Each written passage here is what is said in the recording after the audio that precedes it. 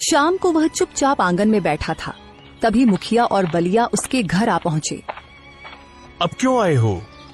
तुम दोनों ने तो मेरे खिलाफ महाराज के सामने झूठी गवाही दे दी। अब क्या चाहिए? मुझे क्षमा कर दो मोहनलाल, जमींदार ने हमें डरा धमका दिया था, हम मजबूर थे। मुझे भी माफ कर दो मोहनलाल, मेरी बेटी का विवाह कुछ ही दिनों में है। जमींदार ने धमकी दी थी कि अगर मैंने उसके पक्ष में गवाही नहीं दी तो वह विवाह रुकवा देगा। मैं मजबूर था। हाँ, यही तो है, ताकतवर की दबंगई और गरीब की लाचारी। मुझे तुम दोनों से कोई शिकायत नहीं है। दोष न मेरा है न तुम्हारा। दोष तो उस समाज का है जहां गरीब की कोई सुनवाई ही नहीं होती। मुखिया और बलिया शर्मिंदा होकर चुपचाप वहां से चले गए। समय ऐसे ही गुजरता चला गया और मोहनलाल की स्थिति और भी खराब होती चली गई।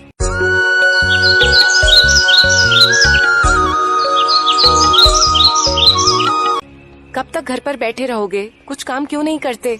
मैं एक किसान हूँ, तुम ही बताओ खेती के अलावा और मैं क्या जानता हूँ। खेती की बात कर रहे हो? खेती अब बची ही कहाँ है। जाओ कोई और काम ढूंढो, वरना हमारी हालत और भी बिगड़ जाएगी।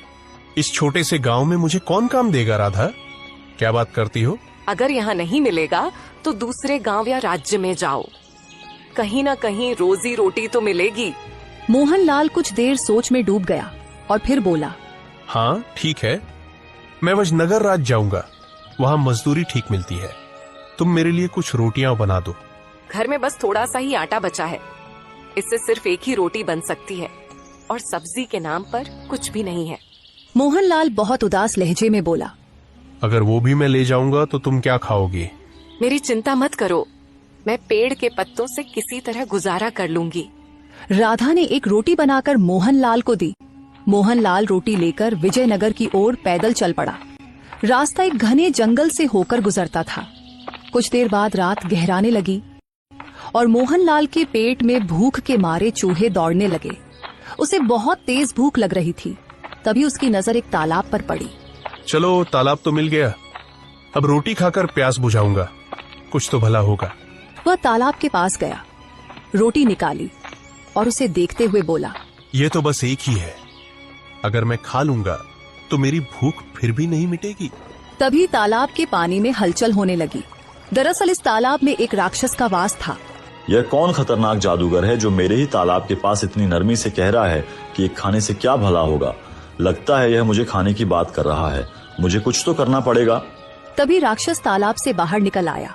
मुझे मत मारो, मैं इस तालाब में अकेला रहता हूँ, मैं दूसरों को खाता हूँ, तुम मुझे मत खाना, मुझे माफ कर दो। मोहनलाल पूरा मंजर समझ गया। उसने मन में सोचा, मैं तो रोटी की बात कर रहा था, ये सोच रहा है कि मैं उसे खाने वाला हूँ। चलो, यही भ्रम काम आएगा। ठीक है, मैं तुम्हें एक ही शर्त पर नहीं खाऊंगा, अगर तुम मुझे कोई ऐसी वस्तु दो जिससे मैं धनवान हो जाऊं, समझे? राक्षस तुरंत अपना हाथ टेढ़ी मेढ़ी दिशाओं में घुमाने लगा। अचानक रंग बिरंगी किरणों के साथ एक सुंदर और विचित्र पक्षी मोहनलाल के सामने प्रकट हो गया। इसे ले जाओ, तुम धनवान हो जाओगे। क्या बकवास कर रहे हो? इस छोटे से पक्षी से मैं कैसे धनवान बनूंगा? यह कोई साधारण पक्षी नहीं है, यह बोलने वाला पक्षी है। यह भविष्य की बातें भी बताता है और जब तुम इससे धन की इच्छा व्यक्त करोगे तो इसकी आंखों से किरणें निकलेंगी और सोने चांदी के खजाने प्रकट होंगे, समझे? अच्छा, अगर ऐसा है तो यह पक्षी अब मेरा हुआ और तुम अपने तालाब में अब सुरक्षित रह सकते हो, ठीक है? मोहनलाल खुशी खुशी वहां से अपने गांव की ओर चल पड़ा। वह रास्ते भर मन ही मन सोचता रहा।